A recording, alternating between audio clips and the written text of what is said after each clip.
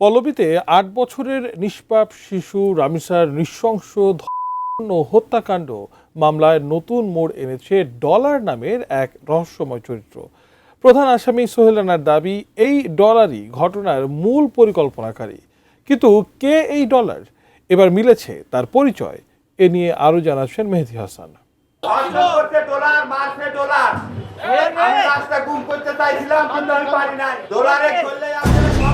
এভাবেই শুনানি শেষে আদালত থেকে কারাগারে নেয়ার পথে সোমবার সাংবাদিকদের উদ্দেশ্যে ডলারের নাম বলছিলেন রামিসা ও হত্যা মামলার প্রধান অভিযুক্ত সোহেল রানা।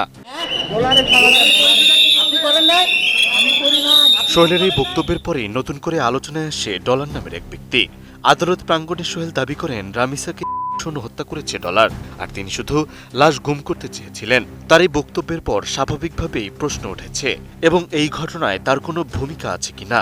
আর সেই প্রশ্নের উত্তর খুঁজতেই সামনে আসতে শুরু করেছে তদন্ত সংশ্লিষ্ট বিভিন্ন তথ্য। উন্নত মানের কাঁচামাল আরআইএল অ্যাঙ্গেল এন্ড চ্যানেল, এখন কাঠের দিন শেষ, আরআইএল এর বাংলাদেশ। তদন্ত সংশ্লিষ্ট সূত্রগুলো বলছে ডলার পল্লবী এলাকার বাসিন্দা।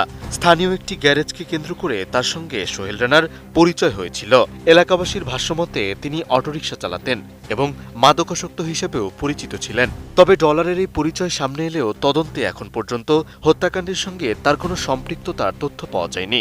বরং তদন্তকারীরা বলছেন সোহেলের পরিচিত একজন ব্যক্তি হওয়া ছাড়া এই ঘটনায় তাকে যুক্ত করার মতো কোনো প্রমাণ তাদের হাতে নেই।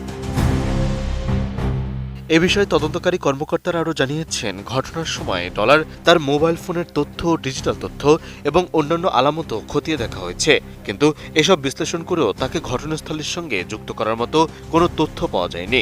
শুধু তাই নয়, গ্রেপ্তারের পর জিজ্ঞাসাবাদ, স্বীকারোক্তি কিংবা তদন্তের গুরুত্বপূর্ণ কোনো পর্যায়ে সোহেল ডলারের নাম বলেননি।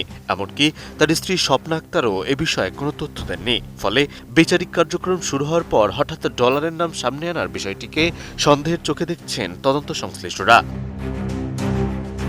অন্যদিকে ডলারকে ঘিরে নতুন আলোচনা শুরু হলেও মামলার বিচারিক কার্যক্রম দ্রুত এগিয়ে যাচ্ছে। মঙ্গলবার ঢাকা মহানগর শিশু সহিংসতা দমন ট্রাইব্যুনালে এই মামলার সাক্ষ্য গ্রহণ শেষ হয়েছে। আদালতে একদিনে 16 জন সাক্ষী জবানবন্দি দেন। তাদের মধ্যে ছিলেন ভুক্তভোগী রামিসার বাবা, মা, বড় বোন, স্বজন, প্রতিবেশী, চিকিৎসক, পুলিশ সদস্য এবং মামলার তদন্ত কর্মকর্তারা। সাক্ষ্য গ্রহণ শেষে আদালত বুধবার আসামিদের আত্মপক্ষ শুনানির দিন ধার্য করেছেন। মেহেদী হাসান, ATN নিউজ।